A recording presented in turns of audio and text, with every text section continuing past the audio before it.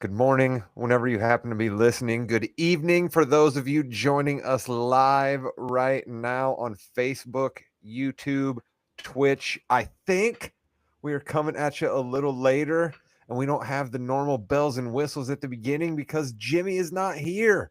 We are 3-box podcast this evening, not a 4-box podcast. Jimmy Jamrisco will still be the executive producer of this podcast. I, Rod Morgan, will be the host of this podcast, but I am serving as semi-producer during this live show. So those of you who check this out later on YouTube or happen to be watching live, you may witness something crazy. Chris King, the old man, is here. What are the chances that I screw something up here trying to fill in for Jimmy and host at the same time? 100%.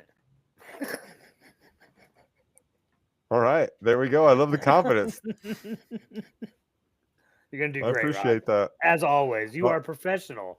What are you talking about? Semi-professional. You know that. Semi-professional is the line I like to use. Our man who is a semi-professional handicapper himself. He crunches the numbers for us. He makes the plays. He is our guy, Josh Williams. Josh, hello. What's up, boys? Went 1-1 against the spread last week. Hit on Denver plus 3.5 at Philly. How about Sean Payton? The balls of a burglar there, going for 2 with about 7 minutes to go and getting it. Love the aggression there. But then I thought the Bengals would show up with some pride. They did not. That game was not as close as what the final score was. So 1-1 ATS there. Let's get it back going here. I feel good about a possible 2-0 week this week. So let's go.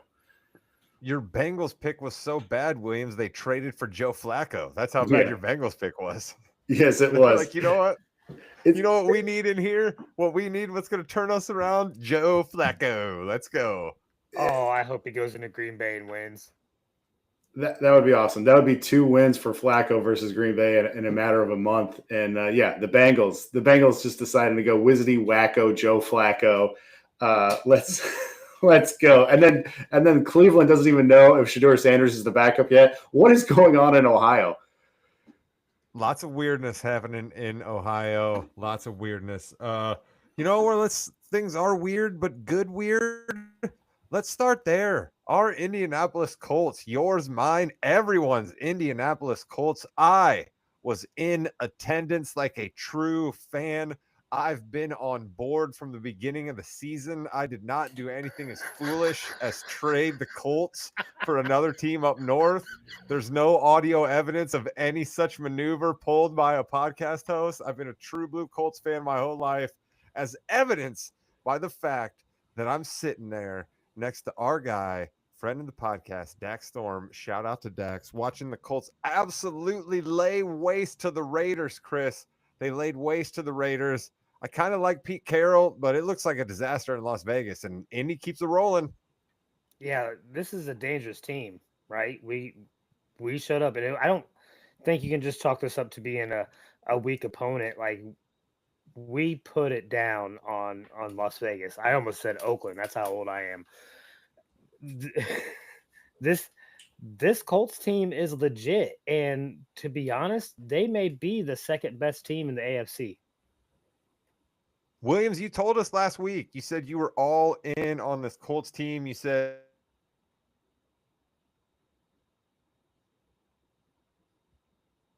that you were. What'd you think of this game against the Raiders?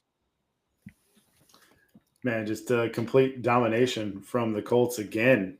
And just they continue to be super consistent, which we did not think was going to be the case at the beginning of the year. We thought there was going to be a whole bunch of variance with this Colts team. But, man, they are fun to watch. And I tell you what, man, who would have guessed that the last 5 weeks of the year, the Colts versus the Jags playing 2 different times are going to be huge, huge games. I love what Jacksonville's doing with that whole regime there. Gladstone coming in from the Rams, Cohen coming in from Tampa, and they've got the number 1 defense forcing turnovers. So and then we love what Steichen brings with the play caller as the Colts. So I wouldn't be surprised if one of those games, Colts and Jags, could be flexed into Sunday Night Football. Who would have guessed that at the beginning of the year? Williams, we were simpatico there. Normally we make jokes about how sell me all the time and you got your own script, but I was literally about to say that there's no chance that either of those games were scheduled to be a big time primetime window, and now they might have to be. So look at you, Williams. All right, the Bears did not play.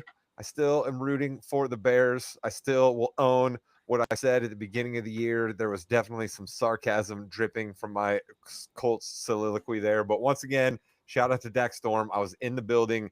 Lucas Oil Stadium continues to be a great live viewing experience for a football game. It's easy to get to the restrooms. It's easy to grab something to drink. It's a cool stadium. It absolutely works. The Colts put on a great thing with all their audio video stuff and what goes on before the game, beating the Anvil, the whole 9 yards. Top-notch organization down there. I couldn't spot from my seats though, Chris. I couldn't spot Carly Ursay Gordon. I was looking the whole time to try to find out what she was writing down on her notepad, but I couldn't see her. Hey, you got to get some backseat or background access, behind the scenes access for that. I don't think she's going to be in a situation where us Joe Schmoes, the seats that we can afford, are going to be able to catch her. That's so true. But there's not a bad seat in that stadium, so it was cool to be there.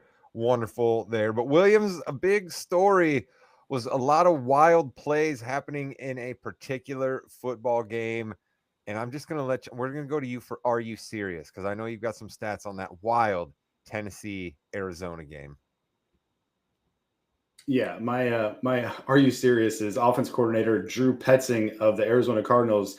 Let me try to set the stage real quick here for the people that did not get this game last week. Zona's up 21-6. Their third string running back breaks a 71-yard run. The problem, though, is that he needed to run 72 yards through the end zone for his team to get the actual touchdown and the 7 points. He starts slowing down at like the 20-yard line, by the way, rolls the ball out at the 1, and it goes into the end zone for a touchback. So I'm not blaming Drew Petzing for that. We'll get to Drew Petzing in due time here. But if Amari DiMercato hangs onto the ball, the running back for Zona, it's 28-6 to start the fourth quarter. Now, in the last 25 years, teams that were up by 22 points in the fourth quarter, Zona goes up by 22 points there if he just hangs onto the ball. Those teams were 1,276-1. So if you had Zona there in Survivor, you weren't losing the game if DiMercato just crosses the goal line. Instead, 1 quarter later, and you were out of Survivor, just absolutely brutal there. There's a high stakes Survivor in Vegas called the Grandissimo. The buy-in is $100,000. 16 entries had Arizona. How would you like to lose $100,000 on that game? Good Lord. But then Kyler on the next drive, after Tennessee cuts it to 9, he's not ready for the direct shotgun snap. It hits off his helmet, and the next thing you know, he's in the concussion protocol off a botched shotgun snap that goes doink. It goes doink right off his helmet. To quote the great Vince Lombardi, what in the Sam hell is going on out here? But wait, as if this game wasn't drunk enough, you had Cam Ward throw a pick on the next Titans drive. The Zona defender dives, picks it off, tumbles over, and when he tries to get up, then he fumbles the ball. There's 3 Arizona Cardinals players by the football. None of them can corral it. One of them bats it backwards into the Titans end zone where, stop me if you heard this, Tyler Lockett jumps on it for a touchdown. Who even knew Tyler Lockett was in the league? Guys, there's a non-zero chance that's Tyler Lockett's last touchdown of his career there. But here's where we get to Petzing. Finally, this game was just absolutely drunk. Your offense versus the Tennessee Titans, who many think are the worst team in football, have scored 0 points since the 8-minute mark in the second quarter. You need 1 first down to end the game. What do? Well, Drew Petzing runs it for 1 yard on first down. He runs it for 1 yard on second down. And now it's 3rd and 8 with 2:13 left. You're only up by 2. If you give the ball back to your opponent, they have a 70% success rate at attempting a field goal for the win. So you got to drop a good pass play here because the 2-minute warning is only 13 seconds away, and Tennessee is going to get that timeout regardless if it's a run or a pass. What does Drew Petzing draw up? What does he come up with after the timeout? A run to Amari DiMercato, the guy who dropped the touchdown at the 1 yard line. A run, and they run him right up the middle. You get stuffed. You have to punt. The Titans end up kicking a game-winning field goal, and Arizona loses by 1. Drew Petzing, are you serious? That was a great breakdown of that game by our guy Williams. I got to shout out both coaches in that game that could have gotten this award as well for moments. Brian Callahan, you could have gotten this award all year long. I'm surprised you still have your job. You celebrated as if the Titans had won the Super Bowl after you scored that touchdown. Let's not forget, guy, that play started with your quarterback throwing an interception, okay? And then you absolutely lost your mind when you scored that touchdown. And Jonathan Gannon, my guy, it is 2025, okay? You cannot get in players' faces like that anymore. There are cameras everywhere. Things are going to be broken down. Football coaches are not allowed to behave that way. Like, there's just no circumstances where you are going to be able to comport yourself that way on the sideline and not catch guff for it. So, fined $100,000 by the Cardinals. Be better, Jonathan Gannon, because frankly, you have no reason to be acting that way to your players. Your record's terrible. You're like 14-25 since you came to Arizona. You've missed the playoffs 3 straight years. You got no reason to be acting like tough guy Vince Lombardi, Bill Belichick. You don't have the resume for it, so calm down. Chris, do you have any thoughts on this wild game? I can't wait to use this in a sentence in the future. This game was so drunk. Guess what happens next? that's good. That was a good one by Williams. The drunk game. If only we could have a few more of those the rest of this year. That'd be good for content. All right, Jimmy is not here. He will produce this podcast and make it available for all of you who are listening or watching later. So he still has some work to do, but he's not here with us. I will be jumping in, taking the face and heel of the week. I'm going to start with heel because, quite frankly, it was sort of the other big story coming out of the NFL on Sunday. Mark Sanchez, my guy. I'm not. We still are waiting for some of the details, but the few details we do have, not looking good for my guy Sanchez. I think we're going to get some sort of a story about a treatment center. We're going to get some story about addiction, something, because the stories that have been relayed, the way that he was acting, why he felt that he needed to stop somebody from doing work at the hotel in the first place, and why he continued to still attack that person after getting sprayed with mace. Like, clearly we had some substances running through the body. So Mark Sanchez for stabbing a 69-year-old Indianapolis delivery driver. You are the heel of the week. Chris, you have any thoughts on this wild TMZ story that was breaking as I was getting ready to walk to Lucas Oil Stadium on Sunday? Listen, we may have to do a real in-depth investigation into former Jets quarterbacks because it's apparent that there are all types of former Jets quarterbacks that have issues with alcohol. I can think of 3 right off the top of my head: Joe Namath, Brett Favre, and now Mark Sanchez.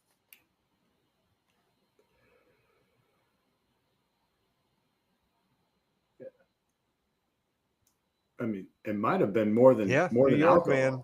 The pressures of the big city could have something to do with that there. I hope every. Oh, did we lose Rod? Yeah, we lost Rod. What were you going to say, Williams? I was going to say, man, it might have been more than alcohol. I can't believe that he kept going after the pepper spray. And so it's like, holy cow, was he like on some PCP? Like, what in the world? Right? I mean, unless he's been sprayed before and can deal with it, I don't know of anybody that can keep on fighting through it. Oh man, that was a wild story. When you first saw it, you were like, "What in the world happened to Mark Sanchez?" And then you start finding out that he was the attacker, and you're like, "What in the world's going on with Mark Sanchez?" Right, that was a crazy night because we were in that text thread and we were calling it out as it happened, and then we were all shocked when we were like, "Oh crap! They just arrested him in the hospital." Oh man. While we're waiting for Rod, we'll do my Leatherhead of the week. Yeah. And then we'll see where we're at. All right. So I got I haven't done this yet, but I've got a couple quarterbacks I want to give shout outs to. All right. Oh, okay. Right. Trevor Lawrence, shout out for literally that last play. I don't care who you are. I'm not a Jags fan, but that dude did not give up. He fell, got up, fell again, got up and got into the end zone to win his team. Right? So like I gotta give him his props there. And then I gotta give an honor mention to Baker and the Tampa Bay Buccaneers. All right. This is a team and they're led by Baker that just does not give up. All four of their wins on game-winning drives late in the fourth quarter, right? That's insane. You got to give that. That's some heavy-duty workload. I kind of did not want to give them the award this week because I'm afraid it's a jinx. So I'm going to give my Leatherhead of the Week award to two teammates for the Los Angeles Rams, Jared Verse and Brian Young. All right. I know they didn't get this win against the 49ers. All right. But these two guys dominated the defensive line and stuffed that San Francisco run game. I think they had 57 yards total, maybe a little bit more than that, but they were averaging only getting about 2 yards per carry. San Francisco was that whole game. These two guys anchor a defense that has the most stuffs in the NFL through 5 weeks, and they each have 11. So Jared Verse, Byron Young, Leatherhead of the Week. Yeah, I was surprised with the Rams' pass coverage that game. They were playing so far off, and Mac Jones was just dealing them up, just cutting them up with the short passes. It's a great game plan by Shanahan there. That was super surprising.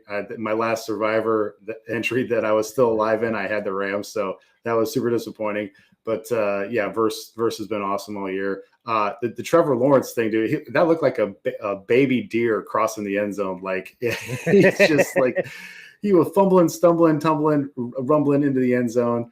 Yeah, that was wild. And then Baker's just man, just don't give that guy a chance at the end of the games, man. He's just lethal at the end of games. So awesome Leatherhead teamwork there from Lawrence, Baker, and Verse.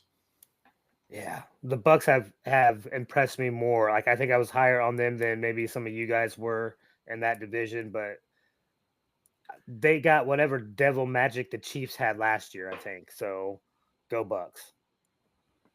Let me ask you this, since we're talking about quarterbacks. Do you think as of right now you're looking at guys that were either written off or thought were bust that are essentially leading some MVP odds right now? Do you think that guys like Baker, Jones, or Darnold have an opportunity to get the MVP this year? It's wild that and some of my the handicapping breakdown is it goes into some in depth with Baker and Darnold, and Dan. I mean, what's historically it says that you got to get either a first or second seed out of the AFC or NFC for your quarterback to win the MVP. So if that's the case, Tampa Bay is looking all right for that, and Indianapolis is looking all right for that. And if we have, like Lamar injured this year and the Ravens lose like 6 or 7 games, and we've already got the Chiefs having 3 losses with Mahomes, and we know that they have a really tough record. Burrow's out. Yeah, and Burrow's out. Josh Allen is still right there. So really, these guys are just chasing Josh Allen. But you can even throw Goff into there because for how good Detroit looks. I mean, they probably wouldn't give it to Goff, but I mean, Detroit has such a tough schedule that you have to look at them. So I think all these guys are actually live to at least finish like top 2 or 3 in the MVP voting, which is, if you would ask that when Baker and Sam Darnold were both on the Carolina Panthers, both not starting a few years ago, you would have said you're crazy. But it's been a wild year. What was Baker's? Because people thought Baker was going to have a regression. What was his odds at the beginning of the year for MVP? Do you even have an idea? I don't have it written down in front of me, but I'm going to guess it was probably like 20 or 25 to 1.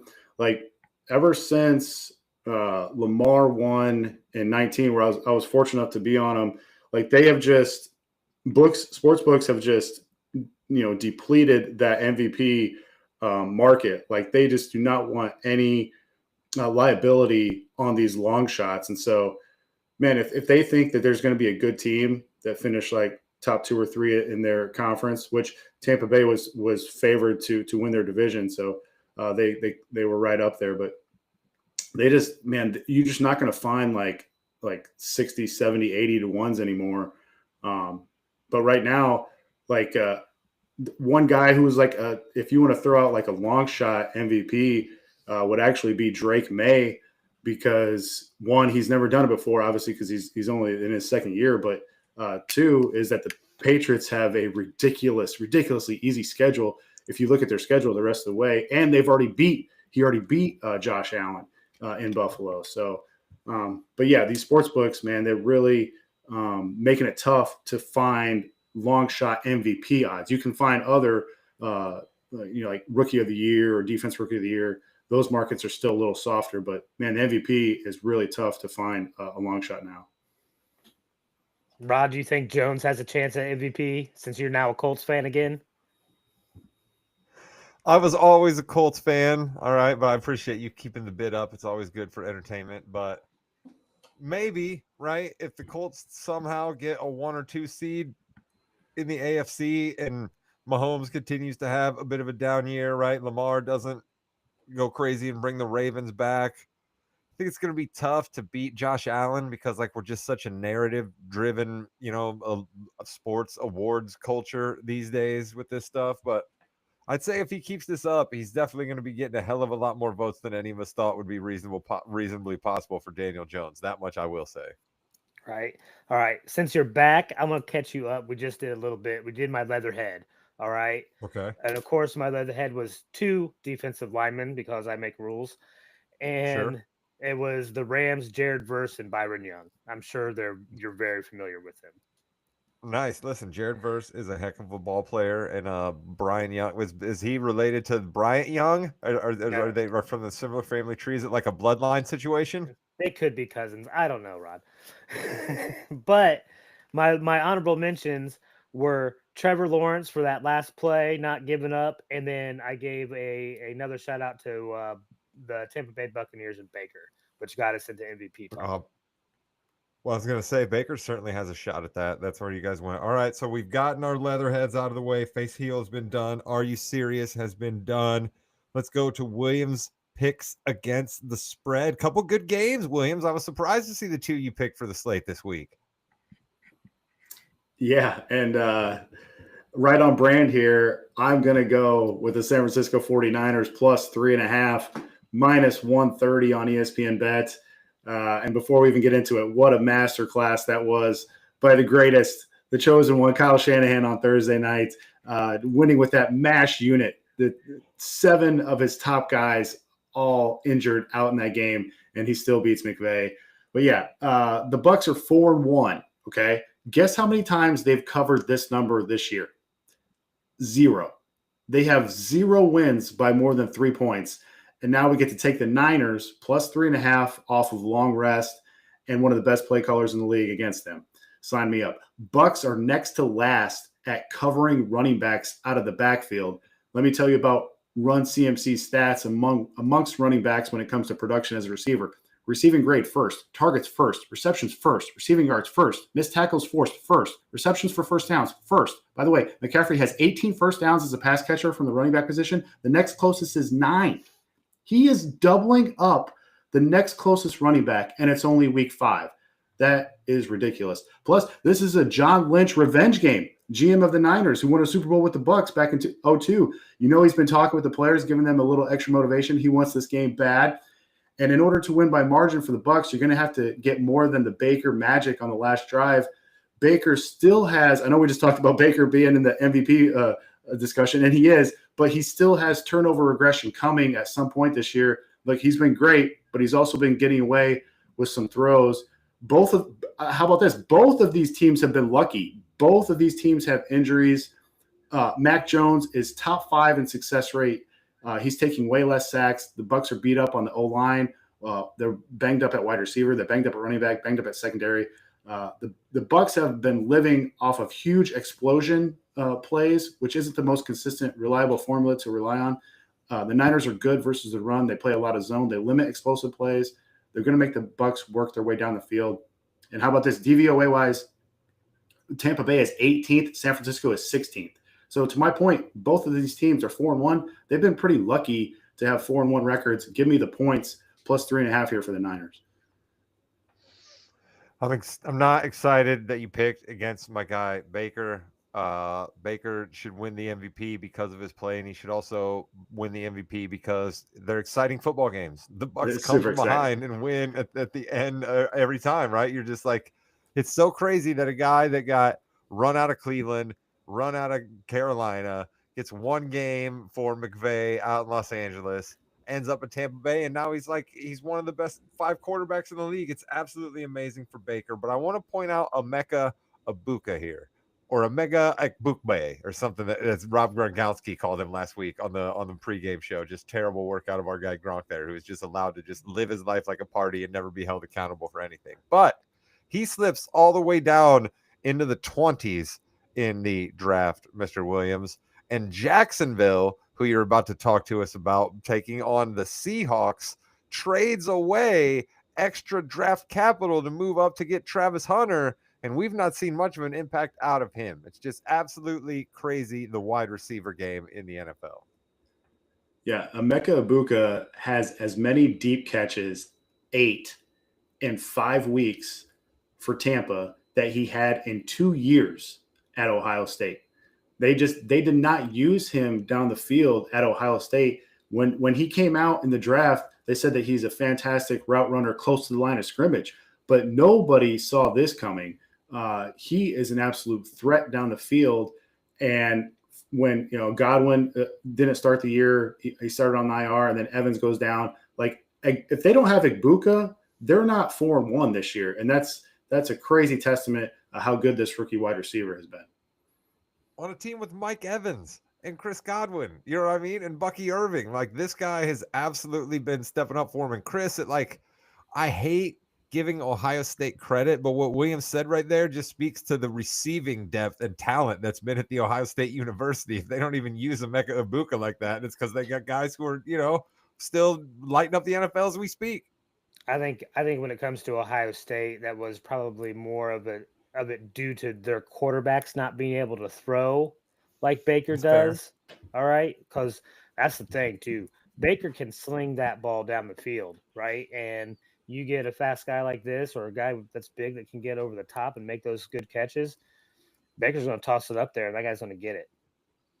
Yeah, I think it's that catch radius with Ibuka, it seems to be, right? It seems to be crisp routes, catch radius. He doesn't seem to have blazing speed, but he seems to be just fast enough. But another great wide receiver so far this year has been Jackson Smith-Njigba out there in Seattle. Gets quite a big target share from Sam Darnold and the boys.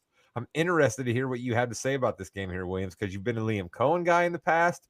You've been a Mike McDonald guy in the past. This is a matchup of those two teams here. What do you got? Yeah, and also JSN, another Ohio State product. But yeah, I'm going all NFC West this week. I'm going Seattle plus 1.5. You can find that on FanDuel minus 120. This game is all over the place. On DK, the juice is up to minus 125. So make sure you grab this one on FanDuel. The Seahawks have actually flipped to the favorite on ESPN Bet minus 1.5, and they're minus 1 at even money on Caesars. So wait a minute. Hold on before you get too much further there. Chris has a Star Wars hoodie on, and it sounded, did anybody else just hear that it sounded like Darth Vader was about to enter the podcast? Was I hearing things, or did that happen a second ago? That might have been my phone.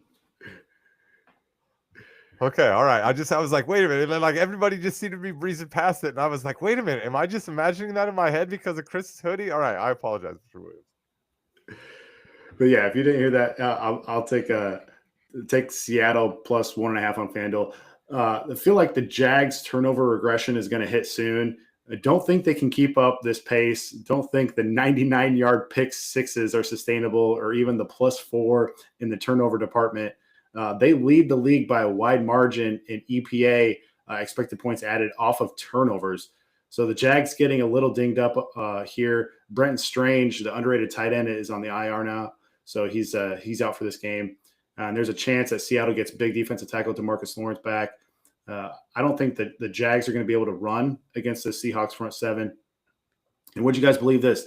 Statistically speaking, Sam Darnold, yes, that same Sam Darnold that was seeing ghosts in a MetLife turf on a Monday night a handful of years ago after throwing his third or fourth pick, I can't remember. That same Sam Darnold is the best passer over the middle of the field through 5 weeks. He's number one in success rate for all throws. He's number one in adjusted EPA per play.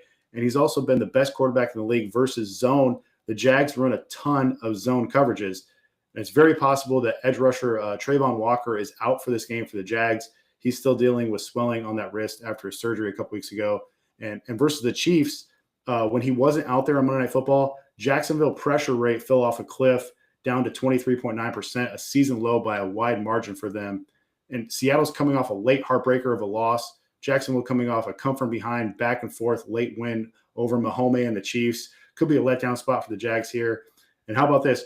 We have this notion that Seattle has been awesome at home forever, right? With the Legion of Boom back a decade ago, Richard Sherman, Earl Thomas, Cam Chancellor, Byron Maxwell, with Russ on the other side, throwing moon balls to Doug Baldwin and Golden Tate for touchdowns. And Pete Carroll's cartoon head was running down the sidelines, chewing 17 pieces of gum faster than you've never seen anyone chew gum in their life. We remember those teams, right? But this version of the Seahawks is not them. Did you guys know Seattle's home record is 2-8 in their last 10 games up in the Pacific Northwest? However, their last 8 road games, the Seahawks are 8-0. These guys are road warriors here. You get Jacksonville off short rest, off a huge emotional win. Give me Seattle getting points plus 1.5 on FanDuel. Absolutely love it. That is some real good breakdown there. Mr. Williams, I just have one question to you about Liam Cohen. Did you know he was such a wannabe tough guy? Like, did you know that he was just wannabe picking fights with everybody, like getting all chesty when he would become a head coach? And the one guy you don't want to pick a fight with, I'm going to guess, is Robert Saleh, who could just like pick up a refrigerator and throw it across the field like Uncle Rico. Yeah, I mean that takes some stones there. Also, Robert Saleh's got like 9 kids at home, man. Like that guy's completely used to dealing with people coming at him from all ways and all sides, right? Like you're not going to trick Robert Saleh. You're not sneaking up on him whatsoever. That guy's seen it all before. All right, we had huge doings in the Wins League last week. We had big moves being made. Old man, Chris, you got 21 wins out of that squad of yours. How are you feeling right now? I feel great because I got, almost all the teams on there are teams I want to root for. So this has been fantastic. Williams, you and I tied at 20. How bummed out are you that you're tied with somebody and that you're in second place? Does it almost feel like third? Off to a slower start than last year, but I will say after this week, you two plus Jimmy will only have had one team on a bye. I will have had 3 teams on a bye. So I feel like I could possibly be catching up after this week. But yeah, rough week for me. Last week I only had 3 wins. So my team's got to step it back up here. And I feel like every week I have 2 of my teams playing against each other, and it happens again this week with the Ravens and the Rams. So but I guess I can't complain too much because Chris had that and they ended up with a tie, which is just like terrible. Exactly. Chris will win that one always. But you know, the one thing that all 3 of us have in common, we're not as bad as Jimmy, who only has 16 wins out of his squad, bringing up the rear in the Wins League. He likes to talk all that mess over in the NBA podcast, Chris, about his Wins League team, but doesn't go as well for him in the NFL side, does it? No, Jimmy does have a track record when it comes to NFL, and it's not good, people. All right. I love the guy, but I mean, we've seen what he's done to the Chargers. We've seen what he's done to numerous teams over the years. You don't want him rooting for your team in the NFL. You certainly do not. That is wise words coming from the old man right there. They say respect your elders, and Chris just showed you right there. You want to fade Jimmy when it comes to NFL picks. You want to track the old man when it comes to Survivor picks. He is currently still alive after suffering the first death. Chris, you have not died since. I guess being the first zombie has made you further ready for this zombie apocalypse we now live in Survivor. I was the first, and I will be the last. Look at you. All right, well, what do you got this week then, Mr. I'm going to be the last? Well, I had a lot of fun being able to root for one of my teams, the Lions, last week, so I'm going to do it again this week, but I'm going to take the Cowboys against the Carolina. And I am even nervous about this, Rod, because It seems like the entire West Coast is traveling east this week. You have the Cardinals, the Cowboys, the Rams, the Seahawks, the Chargers, and the 49ers all traveling to the East Coast. All right. Some of these teams are going to lose. Yeah, I'm really surprised that you didn't get more of those West Coast feels. You love that time zone stuff. You love the body clock. You're always playing to that when it I'm comes to this nervous. I podcast. am nervous that Seattle's going to lose this game. As much as I want Right. Seattle to win, and they should, I'm nervous. Yeah, we definitely would like the Jags to take a loss. I am with you there.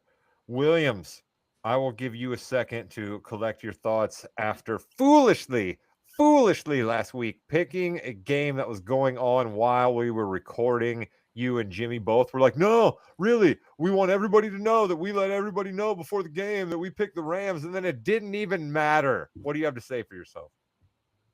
Terrible. I've been way off the board with these picks. I'm not doing that this week. I'm taking the low hanging fruit. I'm going to go with the Packers in Week 6. And Chris, you're not scared about the Rico Dowdle revenge game? I've seen Rico Rico was play. huge for me I last know. week. Huge. I know he has that in him. What I also know is he doesn't have that in him 2 weeks in a row. Yeah, probably right. All right, so we're down to me, and I always say if something is working, stick with it. And I last week decided that I was going to pick the ugly games, the games that nobody in their right mind would pick for Survivor. Last week, I picked the Saints to get their first victory of the year, beat the Giants team that'd be flying in high after their first victory. I'll be darned if I wasn't right there. I'm going to a game where a team could get their first victory. No, actually, Tennessee did get a victory, even though they didn't deserve it. But I'm going to Tennessee, Oakland. All right. And here's what I'm going to do. I don't believe that anybody on the Tennessee Titans cares about Brian Callahan. In fact, I would venture to say that most of the players on the Tennessee Titans do not like Brian Callahan, borderline actively dislike Brian Callahan. So they could care less about trying to rally around the troops, make him look better. They figure he's going to get fired in a couple of weeks. I think everybody is in self-preservation mode in Tennessee. Pete Carroll, however, different story. Everything you hear about Pete Carroll, nice guy, energy, people like him. Football may be passing him by a little bit, but I believe that there's still a couple of intestinal fortitude performances in that Raiders team to fire up and try to make Pete not look like that much of a joke. So I think those guys are all going to know if we lose to Tennessee, people are really going to be laughing at us. Give me Oakland over Tennessee as my Survivor pick this week. I like Just how you're win, still calling baby. him Oakland. Yeah, I wanted to support you, Chris, right? That's what I do is I support the elderly. I get AARP magazine, even though you're not supposed to get that until you're technically The of listeners age. are I get very that aware of sent to how the much house. you support me over the years. That's for sure. I go to our Jimmy bingo taking? hall every Wednesday. Actually, I forgot to ask Jimmy a Survivor pick, so we could And I just believe give him we a should Survivor start pick a if we wanted to. and we need to start a new rule that if you're not here and haven't supplied the new Survivor pick, well then you get the Jets, and that's who you pick. And then you get the Jets. I was gonna say we could give Jimmy his favorite team, the Bears. Say that the Bears are gonna show up and beat the Commanders on Monday night. We could do that. Hey, massive revenge game from the Hail Mary from last year. Whoo, baby. That's what I'm saying. Let's do that. Let's give Jimmy the Bears. That's more fun than sticking him with the Jets, Chris. Jimmy, Jets. I thought it worked. All right. Listen, we all know that you lean mean, and that's fine. It helps for entertainment on the show, and we appreciate that. You know what else we appreciate around here? Our football handicapper, Josh Williams. Josh, thank you so very much for all of your expertise this week, my man. We will talk to you next week. And Chris, we don't have Jimmy here, but we're going to talk wrestling anyway. Stick around. Like, comment, and subscribe. Goodbye, Net.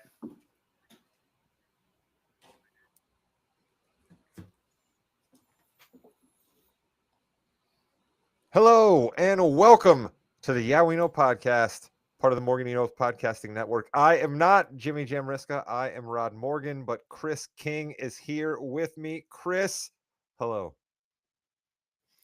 What is up, Rod? And you should be 100% behind me because your guy's girl also called for some investigation or getting new refs or improving the referees in WWE. Are you behind this now? See, somehow I knew that you were going to be incredibly excited about the fact that Becky Lynch has turned her character towards ire at the referees. So, listen, I made my stance known about the fact that I was not happy with Daphne LaShawn.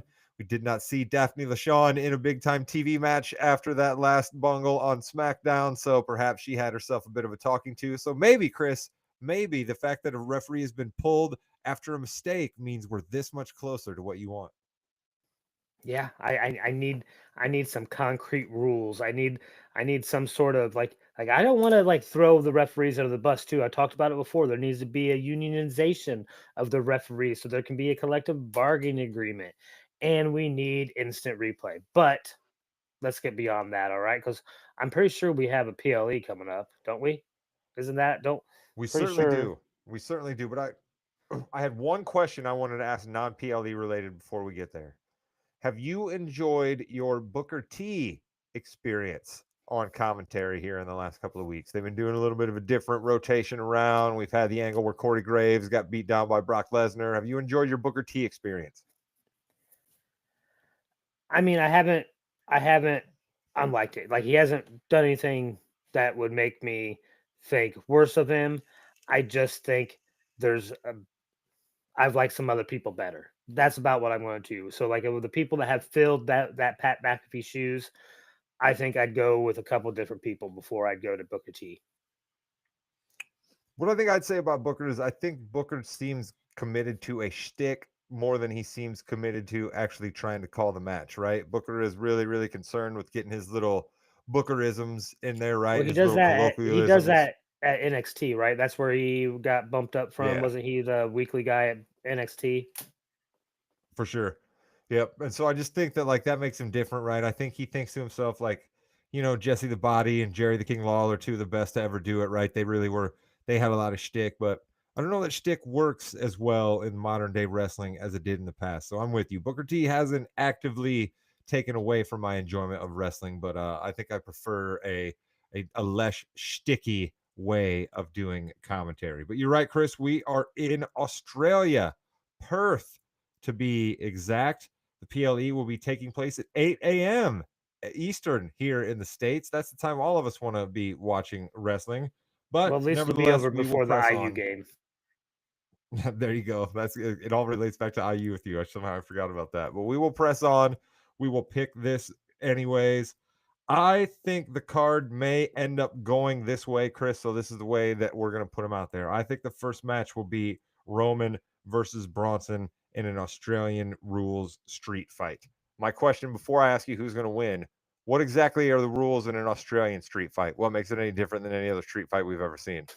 Well, I don't know how the WWE runs it, Rod, because they make up their own rules, as you guys have told me so many times. But when I was there, like in Perth, especially, a street fight is when you have to have a Foster's in each hand and they tape them up, and so you can't drop them, and that's what you're fighting with. Those are your boxing gloves, and that's the Australian street fight in Perth. Hopefully, the WWE does the Nice. same thing because I would love to watch it, but we'll see. That would be kind of like the Australian Donnybrook match there with Fosters and didgeridoos and boomerangs. Let's go. I hope all of those Right? things Instead are of used as Guinness and weapons. shillelaghs. Yeah, I think that would be absolutely wonderful. How about who do you think's going to win this match, Chris? Do you think Roman, who's basically protected and like almost never loses, is going to somehow lose to Bronson Reed here? So I can see this is going to be tough because I can see two different things happening, and I think they're equally plausible. Right? The first one would be okay, where's the other Braun at? He's going to come out, interfere, schmaz. It's a street fight, so anything goes. So, and then Roman's going to get beat down. But I can also see, and then that means Bronson Reed wins. But I could also see that happening, and then Jay coming out trying to get involved and maybe end up doing something where it helps Roman win but cost him his match later or something to that effect. I don't know. I see Jay doing something. I know there's going to be something bloodline related because This is apparently the best storyline they've been working over years and it's long term. But so that tells me I'm going to see all the bloodline schmozzing it up, and we'll see Roman win eventually. It's a PLE. Roman's going to win. He's not going to lose that. I tend to agree with you there. Let me throw a third scenario at you. What if a Jimmy Uso makes his way out to the ring and in his attempt to toe the line, somewhat be in the middle, costs Roman the match? Do you think that that furthers the bloodline story any more than just Jay coming out for some regular schmozzery? I mean, maybe. I mean, he did have that whole spiel about he's more like Roman now. Like Roman's telling Jimmy, like, "Hey, Jay's now more like me than he is like you." But to me, that means Jimmy's not going to be the one that's going to go out there and help Roman. Yeah, that's the only trip up to my possible scenario. I just like I see in my head like Jimmy continuing to try to toe the line here, right? Like I see Jimmy kind of being the straw that stirs the bloodline story more than Jay's anger at just wanting to get after CM Punk, right? And LA Knight. We've seen that before, right? Guys get angry at other guys. You're in my way. I'm gonna, you know what I mean? That's nothing new here. But Jimmy, right? Jimmy's involvement with I still love my brother, but I don't want my brother to be like my cousin, even though I still do love my cousin. You know what I mean? I think there's something there, but I think you're right. I think we'll see Roman win, and it'll probably be due to Jay. But Jay might then come down for a match later with injuries or something. You know what I mean? So I think you're on to something there. So I like that. I think then the second match out of the gate will be Stephanie Vaquer versus Tiffany Stratton for the women's crown jewel championship. Chris, why should I care about this match? Uh, I don't know. All right, listen. I love You're your not gonna get much honesty. I from love me, your honesty. and Jimmy hates it. But like that's the truth because I don't. I mean, I think Stephanie Vaquer can wrestle really well, right? I don't deny that. I don't think Tiffany can. All right, I'm done with Tiffy time pretty much anyway. So I don't, and like I don't. They don't give any kind of meaning behind this crown jewel either. So why should I care about it? They're not going to lose their belt, right? It's not a belt unification. It's not anything. It's not okay, you won, so you get to pick which belt you want to take home or anything like that even. It's just a crown jewel which we'll never see again until the next crown jewel at some other country. So true, so true. And like, I understand we've got the belt on Stephanie Vaquer. Or Vaquer. I'm not even entirely sure how you say it. La Primavera. You know, who knows what she's going to end up going by. But I get we're trying to make her. We're putting the rocket ship on her a little bit. But does she really get an awful lot from beating Tiffany Stratton? And Chris, do you know Tiffany Stratton's been holding her belt for almost 260 days at this point? Like, Yeah, they why is remind Tiffany us. Stratton bulletproof? Why is Tiffany Stratton bulletproof? Like, I don't understand. I don't know. I don't know, Rod. I can't give you an answer, right? This is definitely something that we miss Jimmy for. But Yes. I I think that one thing is we have said on this podcast, so we know other people have been saying it, where there is an issue with some of these top tier female wrestlers that they're pushing that can't wrestle wrestle safely or well in the ring. But here is a girl, Stephanie Vaquer, that can, right? She has proven that Yeah. all over the world, and we have seen it in the ring here. So why not? To me, let's get her into the ring with someone like an Io Sky or a Becky Lynch, right? And have some real serious matches. Yeah. Let's hope then that's what we do, right? Stephanie gets by Tiffany here. Tiffany doesn't get hurt that much in a crown jewel match, and then she can continue her match winning streak versus some other people. But I'm with you there. Let's get Bianca back into the mix, right? After her little hiatus, right? I could see Bianca versus Stephanie Vaquer. That'd be Do we cool. Let's know get when Becky she's Lynch. coming back?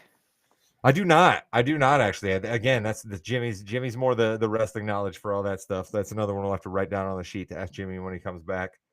I think there's a world, Chris, where Cena AJ could be the main event because John Cena's involved, but I actually don't think that's what's going to happen. I think that's going to be the third match. And then I think we're going to have the women's tag team match fourth. And then I think Cody and Seth are going to go at the end because Cody always goes at the end. So let's pick Cena, AJ right now. Styles. I get really. Yep, give me Styles. I bet you So he's you think big in Cena's going to lose Australia. 2 matches in a row? John Cena's going to lose Yeah. 2 matches in a Yep. row. I'm sorry. I'm not rooting for John Cena. All right. You know, I have expressed my feelings on that whole debacle that they did with his story, right? I was 100% behind him being heel and ruining wrestling. Like, yeah, let me see it. But now it's just something I'm not that interested in. So give me Styles. Let me see him beat him up. And I've been watching Okay, so if Peacemaker. Maybe he deserves it. maybe he deserves it. All right, let me ask you this then. So if AJ Styles wins, does he then basically like is the next thing we see out of AJ Styles? He's walking into Pierce's office or Nick Aldis's office. I'm not even sure what show he works on anymore, and demanding another shot at Dominic Mysterio. Is he demanding a shot at the champion? Is he going to continue fighting in tag team matches with Dragon Lee? Like what are we going to do with AJ after he wins? If he wins in your scenario, We'll just keep seeing him on TV on a weekly basis. I mean, that's you don't need to put a belt on him. We talk about this. There's some people you don't need a belt on for them to still sell their merch, get their pops. So, and I think Styles is that one.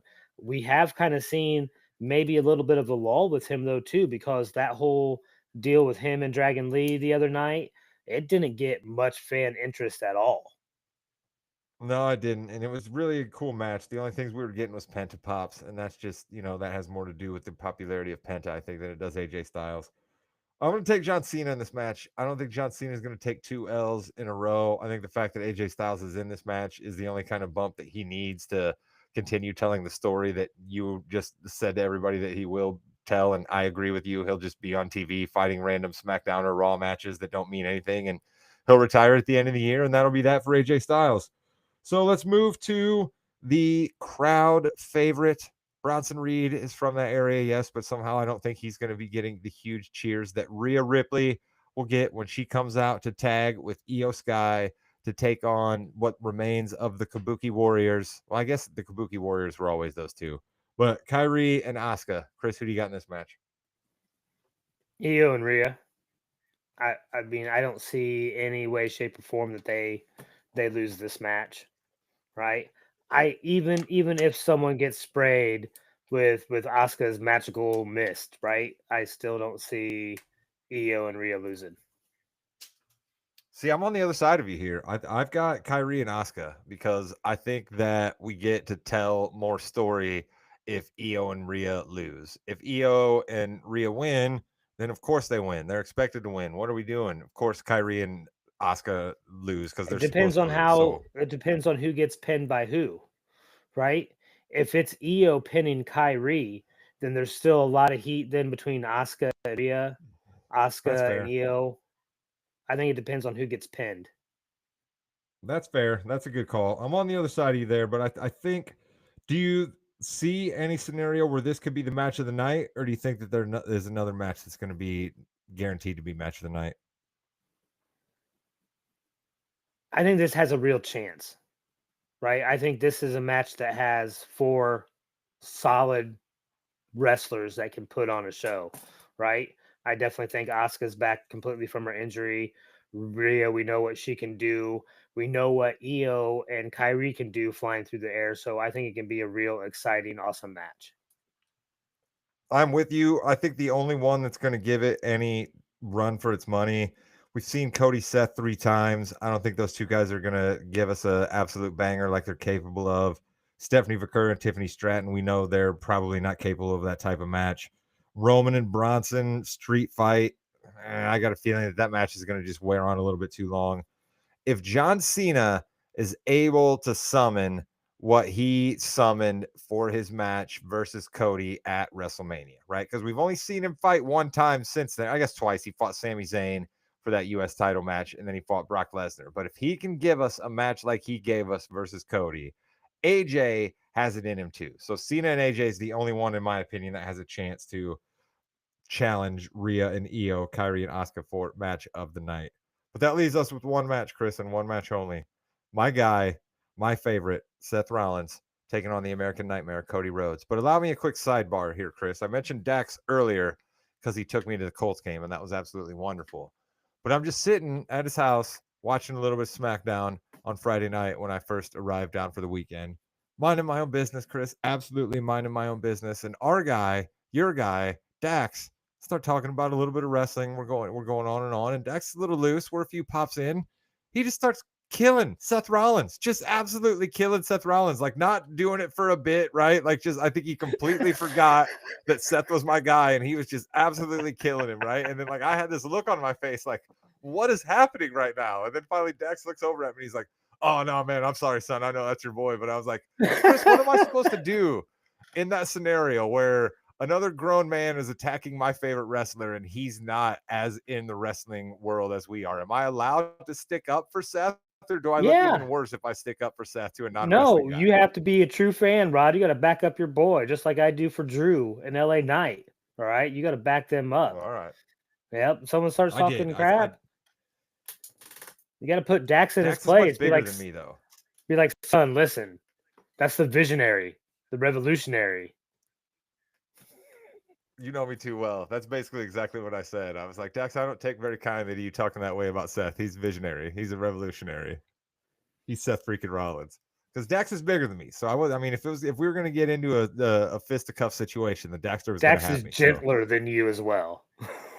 That's very true. He is a gentle giant, our boy, the Daxter. Shout out Dax. He's gonna come on this wrestling show soon, Chris. We're getting him. The wrestling hooks are getting into Dax, right? Like if you imagine the hooks going in the shoulder, right? They're just like they're tapping him on the shoulder right now, and in a couple more weeks, they're gonna be in there, and we're gonna have him. He's gonna come on the show, and he's gonna be talking about how he loves Penta.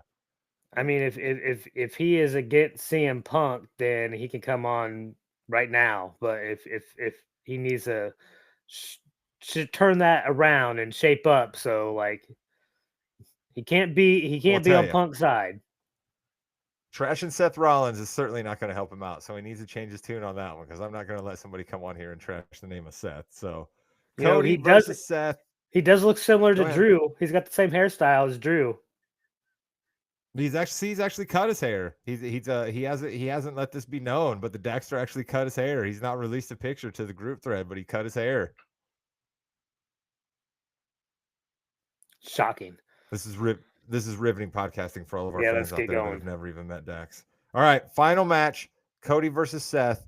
And Chris, I'll start right here because I'm going to make it simple. I'm pulling a U. There's no circumstance where I'm going to pick against my guy Seth Rollins. I love Seth Rollins. Want Seth Rollins to win this match, and maybe I'll change my tune on thinking that the Crown Jewel Championship doesn't mean anything if my guy Seth walks away with it. It doesn't mean anything, Rod, and that's why Seth Rollins will walk away from it if you want my WWE answer. But as a fan, I also pick Seth Rollins to win this match because he has to, Rod. He told us. He told Paul. He told the wise man, I can't lose. I cannot lose. I have to win this. And that's what's going to happen. You saw the determination on his face. Okay, let me ask you this. Paul leaves Seth. Does he leave Seth to go back to Roman or to go back to Lesnar?